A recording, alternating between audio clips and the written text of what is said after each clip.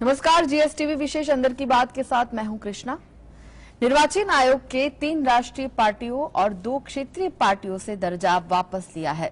वहीं एक पार्टी को राष्ट्रीय पार्टी का दर्जा दिया है और वो पार्टी है आम आदमी पार्टी। जी हां, आखिरकार आम आदमी पार्टी को राष्ट्रीय पार्टी का दर्जा मिल ही गया। निर्वाचन आयोग ने राष्ट्रवादी कांग्रेस, तृणमूल कांग्रेस और भारतीय कम्युनिस्ट पार्टी का राष्ट्रीय पार्टी का दर्जा वापस ले लिया है। इसके अलावा आम आदमी पार्टी को अब राष्ट्रीय पार्टी का दर्जा मिल गया है। इसके अलावा क्षेत्रीय दलों में निर्वाचन आयोग ने भारत राष्ट्र समिति और राष्ट्रीय लोक दल से क्षेत्रीय दल का दर्जा वापस ले लिया है। आपको बता दें कि चुनाव आयोग ही मान्यता प्राप्त राष्ट्रीय और राज्य राजनीतिक दलों के स्टेट्स और समीक्षा करता है, जो सिंबल ऑर्डर 1968 के तहत एक सतत प्रक्रिया है। साल 2019 से अब तक चुनाव आयोग ने 16 राजनीतिक दलों के स्टेटस को अपग्रेड किया है और 9 राष्ट्रीय राज्य राजनीतिक दलों के करंट स्टेटस को वापस ले लिया है। चुनाव आयोग के मुताबिक इन दलों को राष्ट्रीय पार्टी का दर्जा दिया गया था, लेकिन ये दल उतना रिजल्ट नहीं ला पाए, इसीलिए ये दर्जा वापस लिया गया है। इन्हें 2 संसदीय चुनावों और 21 राज्य विधानसभा चुनावों के पर्याप्त मौके दिए गए थे।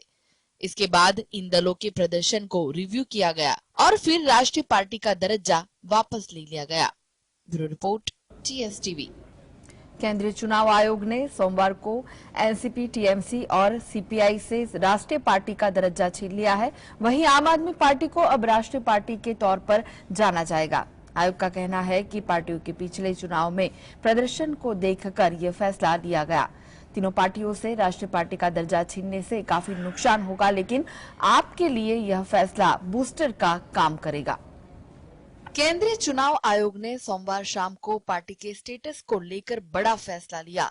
उसने 3 बड़ी पार्टियां राष्ट्रवादी कांग्रेस, तृणमूल कांग्रेस और भारतीय कम्युनिस्ट पार्टी का राष्ट्रीय पार्टी का दर्जा खत्म कर दिया है, जबकि आम आदमी पार्टी को राष्ट्रीय पार्टी का दर्जा दे दिया। राष्ट्रीय पार्टी बनने पर ये फायदे आपको मिलेंगे। दल देश में कहीं भी चुनाव लड़ सकेगा, किसी भी राज्य में उम्मीदवार खड़ा कर सकेगा। दल को पूरे देश में एक ही चुनाव चिन्ह आवंटित हो जाता है, यानी वह चिन्ह दल के लिए रिजर्व हो जाता है। चुनाव में नामांकन दाखिल करने के दौरान उम्मीदवार को साथ एक प्रस्तावक होने पर भी मान्य किया जाएगा। चुनाव आयोग मतदाता सूची संशोधन पर 2 सेट मुफ्त में देता है। साथ ही उम्मीदवारों को भी मतदाता सूची मुफ्त में देता है। पार्टी दिल्ली में केंद्रीय दफ्तर खोलने का हकदार हो जाती है, जिसके लिए सरकार कोई बिल्डिंग या जमीन देती है। दल चुनाव प्रचार में 40 स्टार कैंपेनर्स को उतार सकेगी। स्टार प्रचारकों पर होने वाला खर्च पार्टी प्रत्याशी के चुनावी खर्च में शामिल नहीं होगा। चुनाव से पहले दूरदर्शन और आकाशवाणी के जरिए जन जन तक संदेश पहुंचाने के लिए एक तय समय मिल जाता है। Bureau report, GSTV. केंद्रीय चुनाव आयोग ने सोमवार को एनसीपी, टीएमसी और सीपीआई से राष्ट्रीय पार्टी का दर्जा छीन लिया है। वहीं आम आदमी पार्टी को अब राष्ट्रीय पार्टी के तौर पर जाना जाएगा। आयोग का कहना है कि पार्टियों के पिछले चुनावों में प्रदर्शन को देखकर यह फैसला लिया गया। तीनों पार्टियों से राष्ट्रीय पार्टी का दर्जा छीनने से काफी नुकसान होगा। क्या नुकसान होगा, देखते हैं अंदर की बात में। केंद्रीय चुनाव आयोग ने सोमवार शाम को पार्टी के स्टेटस को लेकर बड़ा फैसला लिया। उसने 3 बड़ी पार्टियां राष्ट्रवादी कांग्रेस, तृणमूल कांग्रेस, भारतीय कम्युनिस्ट पार्टी का राष्ट्रीय पार्टी का दर्जा खत्म कर दिया गया। चुनाव आयोग का कहना है कि इन दलों को 2 संसदीय चुनावों और 21 राज्य विधानसभा चुनाव के पर्याप्त मौके दिए गए थे, लेकिन वे अच्छा प्रदर्शन नहीं कर पाए, इसलिए उनका यह दर्जा वापस ले लिया गया है। तो आइए जानते हैं, राष्ट्रीय दल न रहने पर ये सुविधाएं छिन जाती है। ईवीएम या बैलेट पेपर की शुरुआत में दल का चुनाव चिन्ह नहीं दिखाई देगा। चुनाव आयोग जब भी राजनीतिक दलों की बैठक बुलाएगा तो यह जरूरी नहीं है उस पार्टी को भी बुलाया जाए। पॉलिटिकल फंडिंग प्रभावित हो सकती है। दूरदर्शन और आकाशवाणी में मिलने वाला टाइम स्लॉट छीन जाएगा। चुनाव के दौरान स्टार प्रचारक की संख्या 40 से घटकर 20 हो जाएगी। राज्य में चुनाव लड़ने के लिए पार्टी को लेना होगा अलग symbol. Bureau report, GSTV. Paschim Bengal में भाजपा में शामिल होने का प्रायश्चित करने के लिए 4 महिलाओं को जमीन पर रेंगने के लिए बाध्य किया गया। ये आरोप बीजेपी नेताओं ने टीएमसी पर लगाया है। इसका एक वीडियो सोशल मीडिया पर वायरल हो रहा है। आखिर क्यों महिलाओं को मिली ये सजा? इसके पीछे कौन जिम्मेदार है? कौन खेल रहा है गंदी राजनीति? देखते हैं इस रिपोर्ट में। पश्चिम बंगाल में 4 महिलाओं को सड़क पर रेंगते हुए सत्तारूढ़ तृणमूल कांग्रेस पार्टी के ऑफिस पहुंचकर फिर से पार्टी की सदस्यता लेने के लिए कथित तौर पर मजबूर करने की खबर सामने आई है। इसका एक ऐसा वीडियो सामने आया है जिसमें महिलाओं को सड़क पर रेंगते हुए देखा गया। ये घटना बालूर घाट की बताई जा रही है, जहां वीडियो में 3 आदिवासी महिलाओं ने सड़क पर दंडवत करके रेंगते देखा गया। इसके बाद इन आदिवासी महिलाओं ने टीएमसी ज्वाइन किया है। ये महिलाएं इसके एक दिन पहले ही बीजेपी में शामिल हुई थी। बीजेपी के प्रदेश अध्यक्ष डॉक्टर सुकांत मजमूदार ने इसका वीडियो ट्वीट करने के साथ ही टीएमसी पर जोरदार हमला बोला है। भाजपा इस मुद्दे का इस्तेमाल तृणमूल कांग्रेस को आदिवासी विरोधी बताने के लिए कर रही है। भाजपा ने महिला आयोग में शिकायत दर्ज कराने का भी ऐलान किया है। भाजपा के प्रदेश अध्यक्ष सुकांत मजमूदार ने इस घटना को आदिवासियों का अपमान बताया और आदिवासी समुदाय से तृणमूल कांग्रेस के खिलाफ विरोध करने का आह्वान किया है। Bureau report, TSTV। Gautam Adani Hindenburg report की जांच के मुद्दे पर अपोजिशन से अलग राय रखने के बाद शरद पवार ने अब पीएम की डिग्री मुद्दे पर बयान देकर विपक्ष के एक और मुद्दे की हवा निकाल दी है। रविवार को महाराष्ट्र के नासिक में जब शरद पवार से प्रधानमंत्री नरेंद्र मोदी के डिग्री विवाद पर सवाल पूछा गया तो पवार ने पलटकर पत्रकारों से ही पूछ लिया, क्या दोनों पवार कर रही है बीजेपी की फेवर? देखते हैं रिपोर्ट। शरद पवार और अजीत पवार के नरेंद्र मोदी और भाजपा के प्रति फेवर का मूड अपनाने से क्यास लगने शुरू हो गए हैं कि लोकसभा चुनाव से पहले एनसीपी एनडीए में शामिल हो जाएगी। केजरीवाल द्वारा उठाए गए मोदी की डिग्री के मुद्दे पर अजीत ने मोदी का पक्ष लिया। उसके बाद शरद पवार ने अडानी का बचाव किया। कांग्रेस बौखला गई है। पवार ने अडानी मुद्दे पर एक संयुक्त संसदीय समिति जेपीसी के बजाय एक सुप्रीम कोर्ट कमेटी गठित करने का समर्थन किया। अब अजीत पवार ने फिर से मोदी का पक्ष लिया है और कहा है कि नरेंद्र मोदी के नाम पर बीजेपी 2014 के चुनाव में बहुमत के साथ सत्ता में आई और लक्ष्यांक तक पहुंचने में सफल रही। जब मोदी लगातार 2 बार भाजपा को जिता चुके हैं तो अब मोदी की डिग्री का मुद्दा कोई मायने नहीं रखता। अजीत ने यह भी स्पष्ट किया है कि उद्धव ठाकरे से नाता तोड़ने का कोई सवाल ही नहीं है, लेकिन विश्लेषकों का मानना है कि चाचा भतीजे की मोदी में दिलचस्पी अनुचित नहीं है। Bureau report, GST। राज्यसभा सांसद कपिल सिब्बल ने भारत में अन्याय से लड़ने के लिए एक नया मंच लॉन्च किया है। सिब्बल ने कहा कि देश में अन्याय से लड़ने के लिए विपक्षी नेताओं और पार्टियों को एक साथ लाने का प्रयास किया जाएगा। कैसे सिब्बल विपक्षी एकता में केंद्र स्थान पर रहने में सक्रिय होंगे, देखते हैं रिपोर्ट। लोकसभा चुनाव से पहले कपिल सिब्बल अपनी इंसाफ के सिपाही वेबसाइट को विपक्षी एकता के केंद्र में लाने के लिए सक्रिय हो गए हैं। सिब्बल ने इसी वेबसाइट को मार्च में लॉन्च किया था। सिब्बल ने दावा किया है कि यह मंच केंद्र सरकार के अन्याय से लड़ने के लिए शुरू किया गया है। सिब्बल ने अपने साथी वकीलों और गैर भाजपा मुख्यमंत्रियों से वेबसाइट के माध्यम से अन्याय के खिलाफ आवाज उठाने का आग्रह किया। अब उन्होंने विपक्षी एकता के लिए अपने मंच का इस्तेमाल करने का अनुरोध किया है। कपिल सिब्बल ने केंद्र सरकार का विरोध कर रहे तमाम विपक्षियों से अपनी बात लोगों तक पहुंचाने के लिए एक मंच तैयार करने का अनुरोध किया है। साथ ही कयास लगाए जा रहे हैं कि यह प्लेटफॉर्म इंसाफ के सिपाही वेबसाइट भी हो सकता है। सिब्बल के प्रस्ताव को राजनीतिक विश्लेषक सकारात्मक मान रहे हैं। उनके मुताबिक विपक्ष को बीजेपी से लड़ने के लिए एकता और एक सोशल मीडिया प्लेटफॉर्म की जरूरत है। इसके अलावा बीजेपी का सामना नहीं किया जा सकता। Bureau report, TSTV। क्या आप गूगल पे यूजर्स है तो ये खबर आपके लिए है, क्योंकि गूगल पे काफी यूजर्स के साथ ऐसा हुआ है।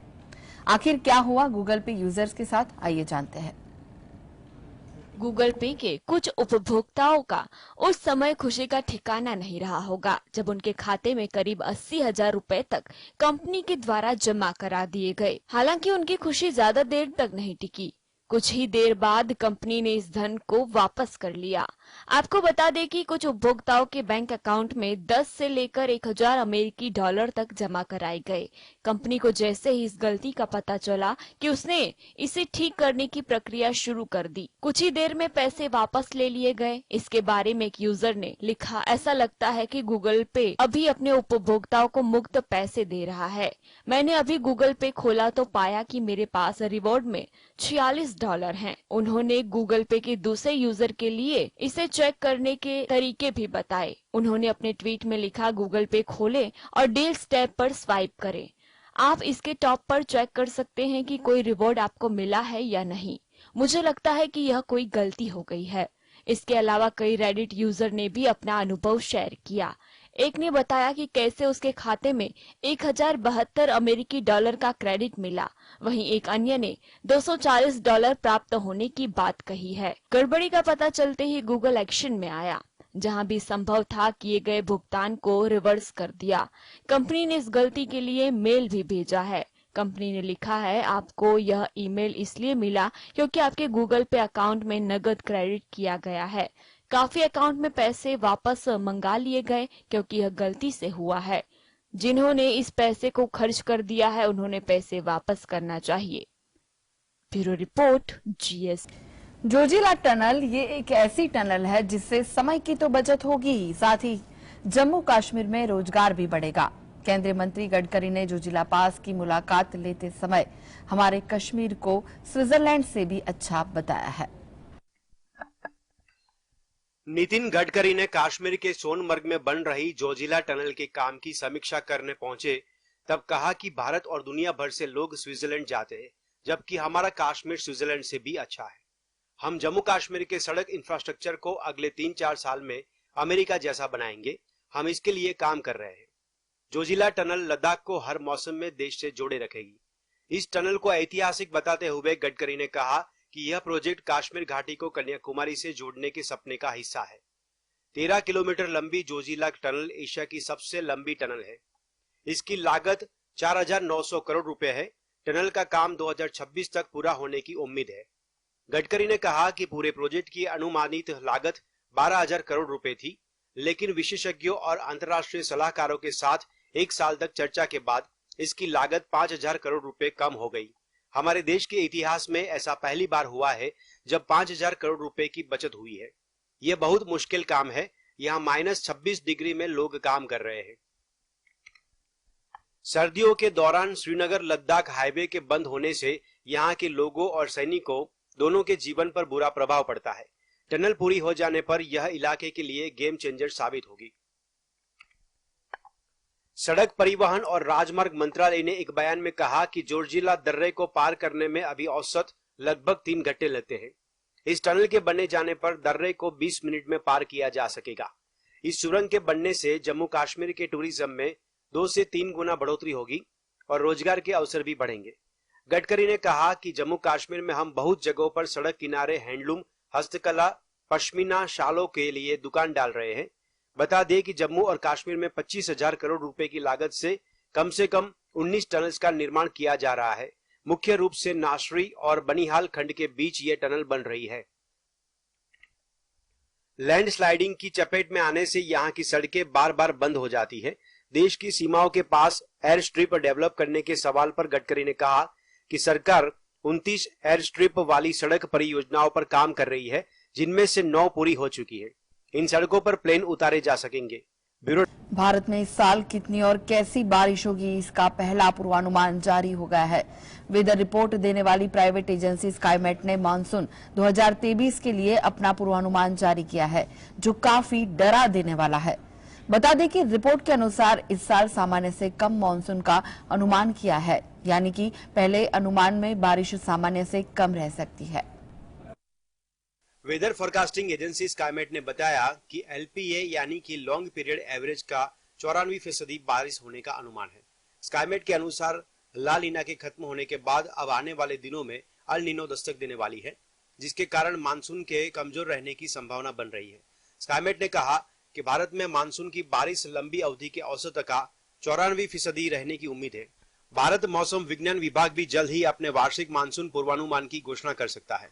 आपको बता दी कि भारत के लगभग आधे से ज्यादा किसान अपने खेत में चावल, मक्का, गन्ना, कपास और सोयाबीन जैसी फसलों को उगाने के लिए वार्षिक जून-सितंबर बारिश पर निर्भर करते हैं। स्काईमेट को उम्मीद है कि देश के उत्तरी और मध्य हिस्सों में बारिश की कमी का खतरा बना रहेगा। स्काईमेट के अनुसार पंजाब, हरियाणा, राजस्थान और उत्तर प्रदेश में सीजन की दूसरी 6 माही के दौरान सामान्य से कम बारिश होने की संभावना है। इस बीच बेमौसम बारिश और ओलावृष्टि ने भारत के उपजाऊ उत्तरी, मध्य और पश्चिमी मैदानी इलाकों में गेहूं जैसी फसलों को भी काफी नुकसान पहुंचाया है। इससे हजारों किसानों को नुकसान हुआ है। मानसून पर अल नीनो का खतरा मंडराया हुआ है। इसके कारण बारिश सामान्य से भी काफी कम होती है। अनुमान जताया जा रहा है कि अल नीनो का प्रभाव मई से जुलाई महीने के बीच देखा जा सकता है। बता दें कि अल नीनो का मतलब है कि जब समुद्र का तापमान और वायुमंडलीय परिस्थितियों में जो बदलाव आते हैं, उसी समुद्री घटना को अल नीनो कहा जाता है। Bureau report.